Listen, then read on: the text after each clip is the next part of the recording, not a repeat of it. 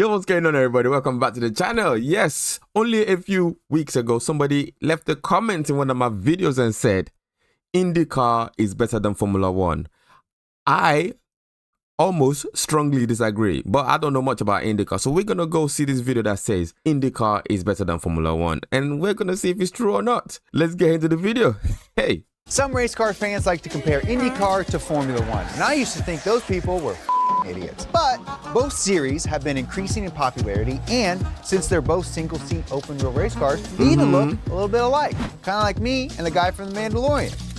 But that's a lot like comparing apples to oranges, McLarens to Hellcat, Giselle Bundchen to Steve Buscemi. One does some things better than the other, but the differences are what make them both cool. And the best part is, you don't have to choose. You can have both of them at the same time, a Buscemi Bundchen baby. So today we're gonna dig into how IndyCar differs from F1 and why it might be better. Let's go. Okay, I'm ready for these guys. I'm ready. I can have my mind changed. Apart from the windscreen, an IndyCar and a Formula One car look like they might be pretty similar. They're like but cousins there's for some real. huge differences, and the biggest by far is the gold-plated, diamond-encrusted elephant in the room, the cost. A competitive IndyCar, it isn't cheap. It can cost around $3 million. That includes the cost of different parts for various tracks, testing, and enough engines and gearboxes to last an entire season. But that's a bargain compared to an F1 car. At checkout, an F1 car is going to ring up between $14 and $20 million. That's for one car and engine, no spares included, and it doesn't even touch the cost to design and develop each of Formula One. 15 million is a lot. And the way they crash these things. What is the team bosses thinking about when they see the drivers crash? Sometimes they even crash into each other. Oh gosh. That's just 30 million gone. Obviously not everything is damaged at that point of crashing, but still very expensive bill to repair. One's 10 unique chassis. See, each of the Formula One constructors are required to design their own car within the FIA regulations. That's the formula. Every team's chassis and aerodynamics will be a bit different from everyone else's, and a team can be penalized for copying another car's design. This might sound familiar. This happened to Racing Point in 2020 when they were fined for having parts too similar to the previous year's Mercedes. Unlike Formula One, Indy cars are supposed to be similar, and to accomplish this, they use many spec components. Those are parts that teams buy from a third party and are identical for everyone.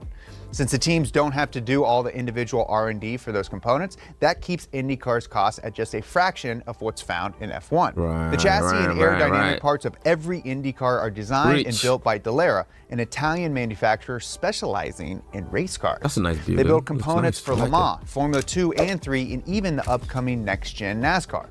IndyCar teams simply buy a pre-made chassis from Dallara for $349,000. Only? Nice. The downside of spec. Wait, what's going on?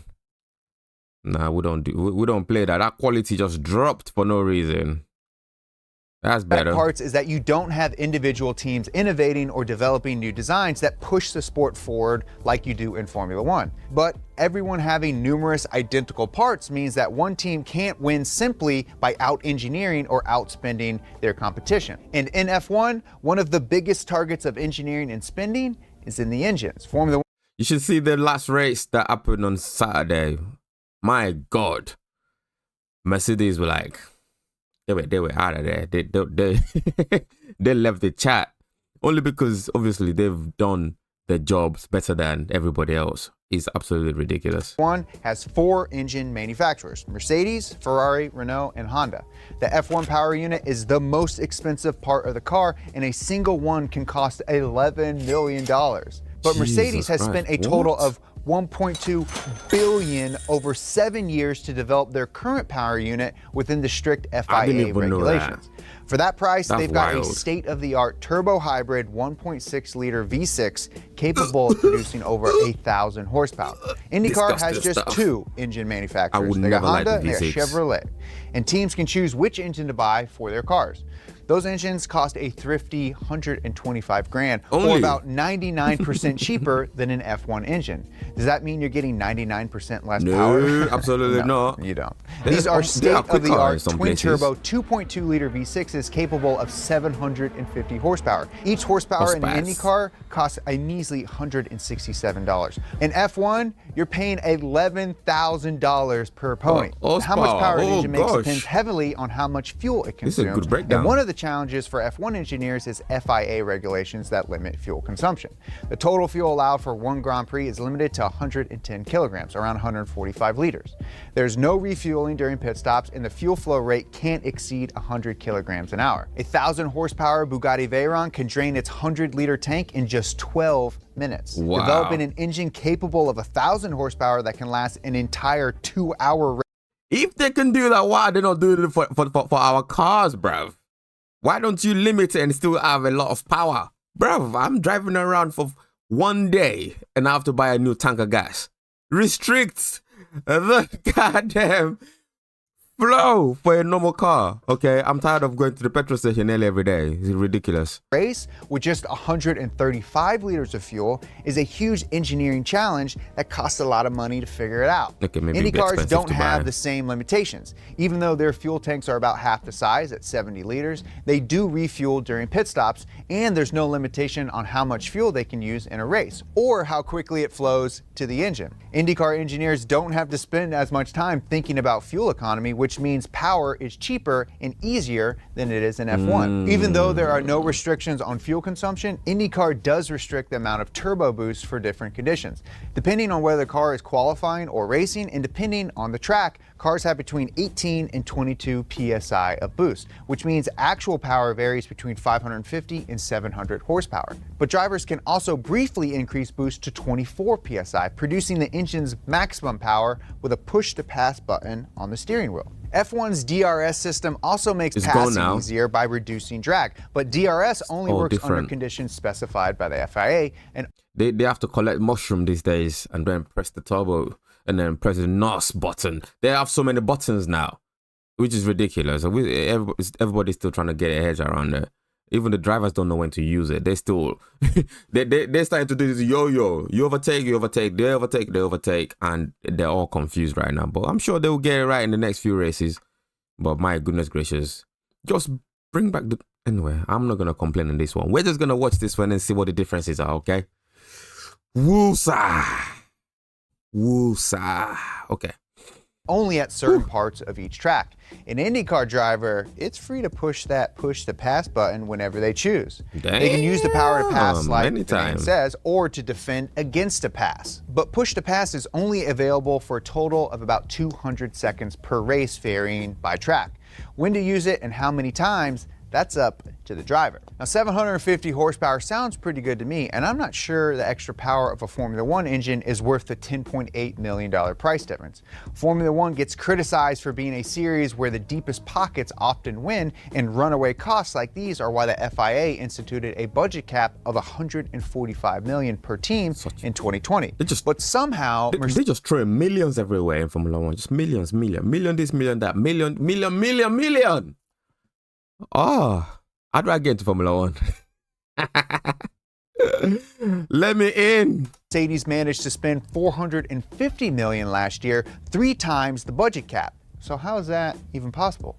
Well, remember all that engine development they do? That's exempt from the cap, along with a ton of other costs like driver salaries, travel costs, and even marketing. But cash like that can buy a lot of speed. The fastest speed ever recorded in an F1 race was back in 2016 when Valtteri Bottas reached 231 miles per hour at the Mexican Grand Prix. That's a lot. 231 miles per hour is pretty fast, but it's also slower than 236 miles per hour, which is what most Indy cars reach during ordinary laps at the Indy 500. And all that speed can be yours for an annual team budget of just $10 million. $440 million less than Mercedes F1 budget. To put that in perspective, $440 million is more than the annual GDP of Tonga. That makes it sound so bad, you know? Like, why and how do they get away with spending so much money for so long as well? Oh, that's a lot of money, guys. A lot. The difference is crazy. Now you guys are put back into perspective. So with more power and a country's worth of money, why do F1 cars have lower top speed than Indy cars? Well, despite the superficial resemblance, these really are two different series. The cars are designed for different rules, different goals, and for their own types of races. F1 races happen on just two kinds of tracks. You got road courses like Silverstone, and you got street courses like Monaco. Ugh. But in addition to road and street circuits, IndyCar also runs on speedways, more commonly known as ovals, even though many of them aren't oval, like Indy, which is kind of a rectangle. Both F1 and Indy cars are developed and configured for the types of tracks they use, and a lot of the differences come down to their aerodynamics. F1 aero packages are designed for cornering speed. Aero parts, like the front wing, have small specialized elements to fine-tune the car's downforce. If you look closely, you can see differences in these parts between all of the teams, and variation for different racetracks as engineers experiment with new designs to maximize cornering grip. It's hard to say how much F1 aero costs to develop, but most teams have entire departments of engineers dedicated to aerodynamics. Even a conservative estimate will be in the millions of dollars. Yeah, but that expensive aero limits F1 cars' top speed. F1 cars can produce over 5 Gs of downforce. Effectively, that means the faster the car goes, the more it weighs. At 5 Gs of downforce, the engine has to move 5 times the car's weight, meaning the power to weight ratio is 5 times worse. Even with 1,000 horsepower, there's a point where the engine simply can't overcome the weight and drag and go any faster, and that's the aerodynamically limited. That's what's happening now. The cars are going backwards on the straight. They go fast, and then start going. It's hilarious. Sorry, I can only laugh. But all that downforce maximizes cornering grip, which maximizes cornering speed. And the advanced aero and extra power of an F1 car is why, on a road course, it will smash an Indy car's lap time. The only track that both of these cars have recently visited is the Circuit of Americas in Texas. At 1 minute 37 seconds per race lap, the F1 car is 11.5 seconds faster than the Indy car. Nice. Even with IndyCar taking a pretty liberal stance on track limits, Indy cars at Austin can't match the F1 car's speed. Like the engine and chassis, IndyCar aero is made up of spec parts. Each team gets the same aerodynamic package to keep costs down and keep the field competitive. That aero kit costs just 70 grand, and since it's also made by Dallara, they'll give you a discount if you buy it at the same time as the chassis. It's like Little Caesars of IndyCar parts. You know? You buy a pizza chassis and you get Crazy Bread Aero at a discount. You guys eat Little Caesars. Don't act like you're special. That IndyCar aero package isn't as sophisticated as what you'd find on an F1 car. The front wing has just 3 relatively basic aerodynamic elements, whereas F1 cars have 5, with numerous winglets and vortex generators. The IndyCar rear wing also includes 3 elements. F1, they just have to get by with just 2. Sad trombone. But it has DRS, vortex generators, and a bunch of other little bits and pieces. And that's all due to the biggest cost difference. F1 Aero comes with a team of engineers who are constantly testing and fiddling to optimize for the precise conditions of one specific race. The IndyCar Aero has just 3 pre-made configurations and only very small amounts of adjustments. It's enough to keep like one engineer busy for an entire afternoon. But that discount Aero turns out to be the key to IndyCar's top speed.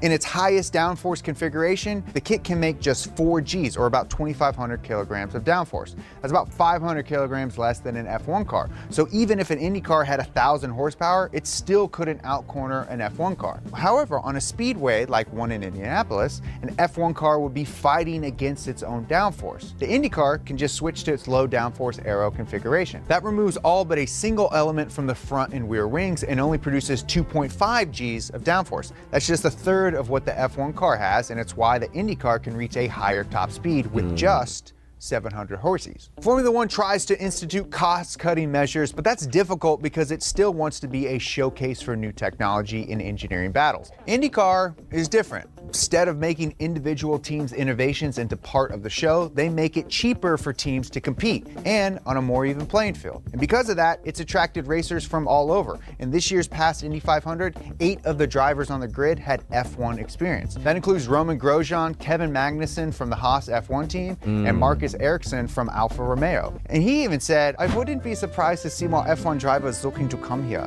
I prefer racing in IndyCar." Yeah! The diversity of tracks and drivers makes IndyCar a fan series too, and its cost-cutting measures have kept ticket prices low. You can go watch an IndyCar race for under $50 and even get a pit and paddock pass $50. Bro, Formula One, I don't even know how much they cost these days. I think minimum you're spending like £300-400 on a ticket, you know. This is why I've never been. Crazy.